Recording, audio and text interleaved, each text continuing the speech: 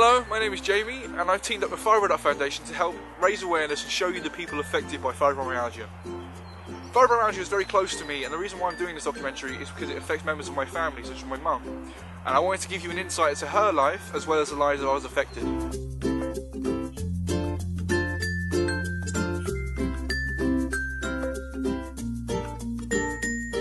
The term fibromyalgia literally means pain in the muscles. Fibromyalgia is a chronic pain disease that affects the joints, the ligaments and the tendons of the person who has it. It affects many different people. It's like nearly 2.7 million people are affected, mainly women. 80 to 90% of them are women.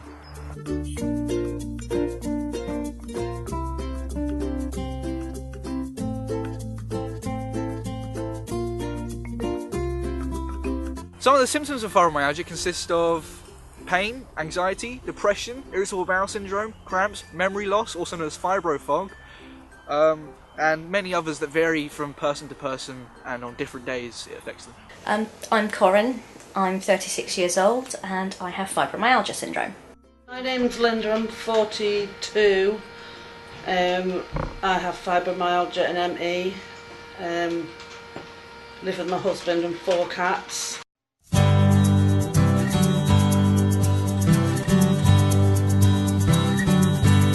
I was diagnosed with fibromyalgia in 2008, but I'd had a series of problems before that and been to other specialists the year before. It takes quite a long time to get diagnosed with fibromyalgia, as it's often a case of ruling out lots of other conditions.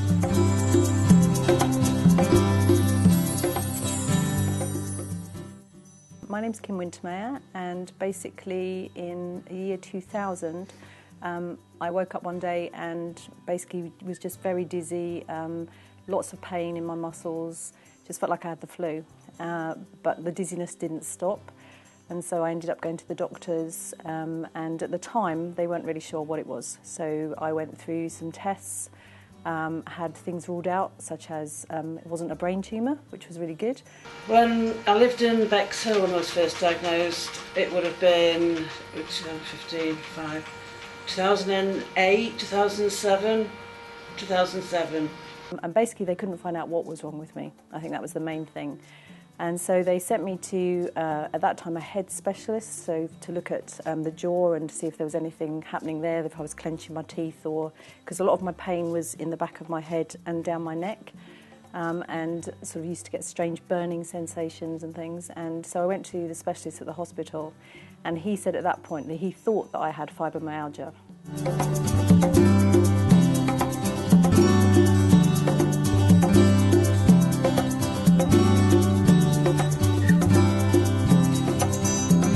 I've got 4 children, I've got 5 grandchildren as well, and it hasn't affected me too badly because, as I say, I've got used to controlling the symptoms, but in the beginning it was quite a lot.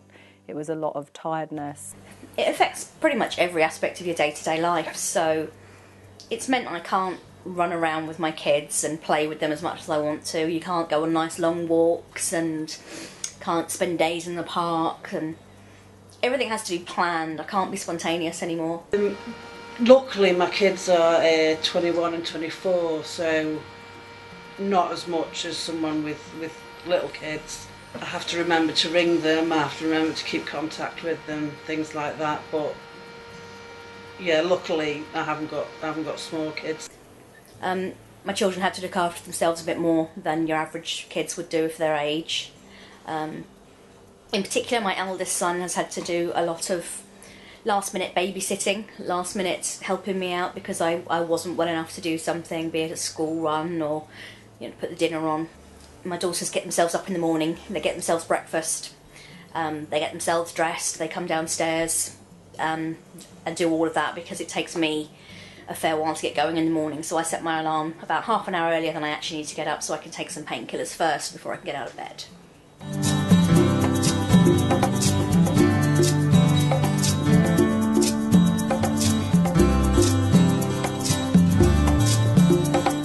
My personal life, it's much better now than it was. So when I was first diagnosed, or when I first got the symptoms, I used to sleep a lot and just be in a lot of strange pain. So things like I'd be talking to somebody and I suddenly feel as though my head is, it sounds really weird, but it's as though I'm like in a bucket. I've got some strange cotton wool on one side of my head and I can't hold my head up. So having conversations with people can be quite awkward because you're just very aware of yourself and very aware that there's all these strange noises happening and strange pains down my head.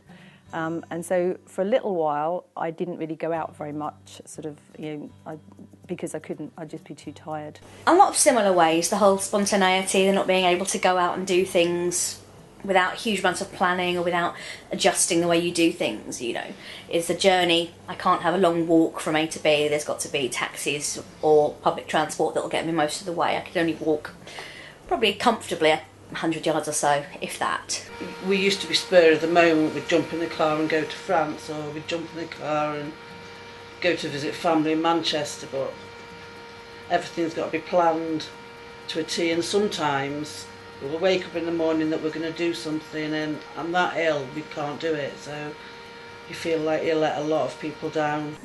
It can leave me completely wiped out from the slightest thing, so sometimes I'll be asleep on the sofa all afternoon, which is, I think my husband has to be patient of a saint, really, to, some people wouldn't like that. Personally, I'm happy for him to be able to go out and enjoy gigs and go on journeys and trips and things, because he loves to travel. And we do things together too, but they have to be a lot more carefully planned.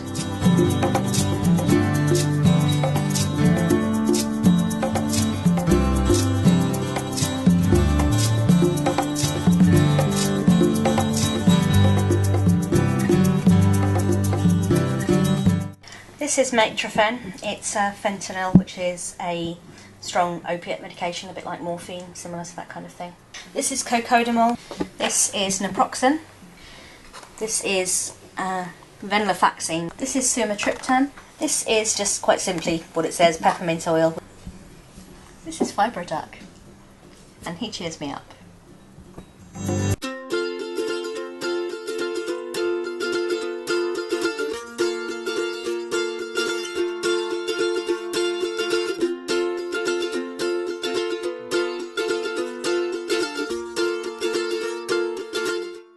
Okay, we established Fibromyalgia in 2009, and we sent people out these little yellow ducks, and they take them all around the world and get them doing crazy things.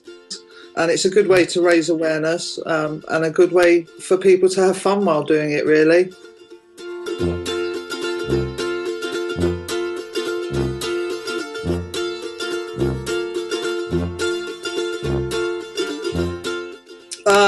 Well, having one of these makes them feel, sorry, I'll hold it up.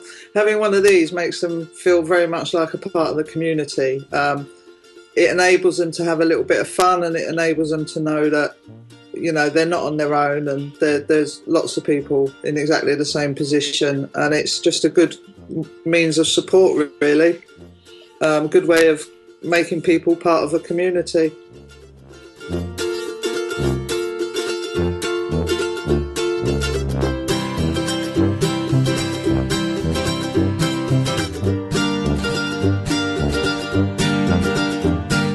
We've been running Fibroduck.com since 2009 very successfully. We've got a load of celebrities posing with our ducks. We've got quite a lot of press coverage. And the one thing people always said to us is, why is there no research into fibromyalgia in the UK? What is it? Why do charities not seem to have any? So we got together, we got a group of people together, and we decided to create a charity search. And the Fibroduck Foundation does just that. Our sole aim is to fundraise to pay for research here in the UK.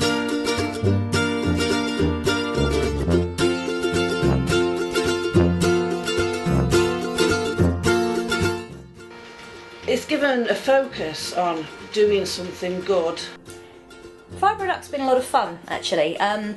I was around when Fibroduck first started up. It was first was mentioned by a couple of people on another fibromyalgia forum.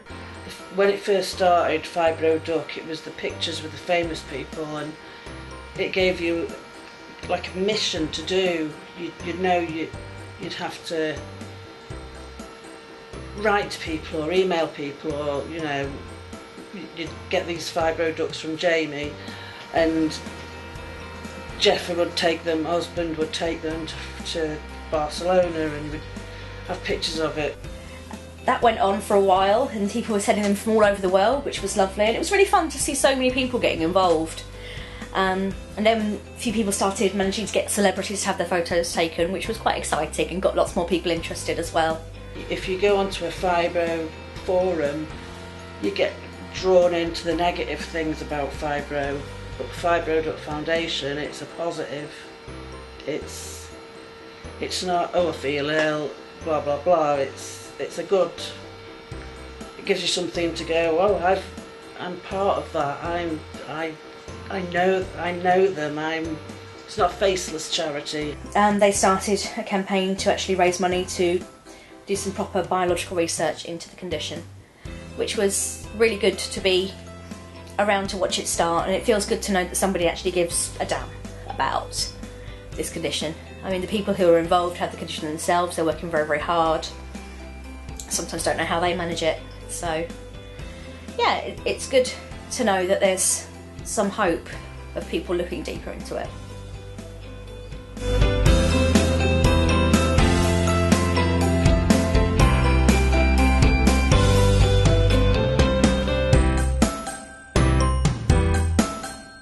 May the 12th is International Fibromyalgia and ME Awareness Day, and we've applied to light up Blackpool Tower as part of that, but it's part of a wider event called Light Up the Night, which happens around the world, and it involves getting as many public buildings as possible lit up either blue or purple or green. So it's part of a much wider project, but for us, we have put on a whole event for the day. We've hired a venue where people can come up and meet us. They can meet the trustees, talk about the research that we're going to fund. Patients can meet each other and get to know new people and make new friendships. And the nice thing is that at 8:30 we'll all toddle off and watch the tower be lit up, which will be fantastic. And we plan to do a balloon release as well once the tower lights up. And we've invited lots of media outlets to come and see us, and hopefully we can get some good coverage for fibromyalgia and ME.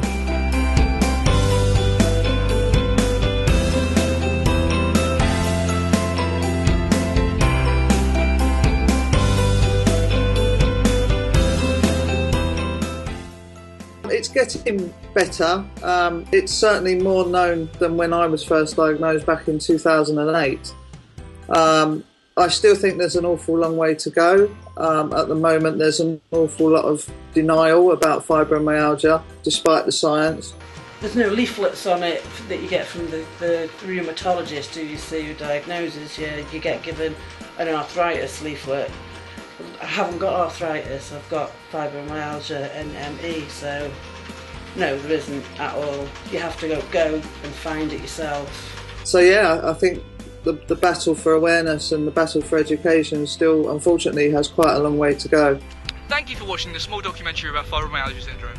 I hope it has been very beneficial to you and has given you an insight into the people that are affected. If you'd like to learn more about it, please go to fibroduckfoundation.com, where you can find a list of activities and all the events that are happening to help fundraise for fibromyalgia. Thank you.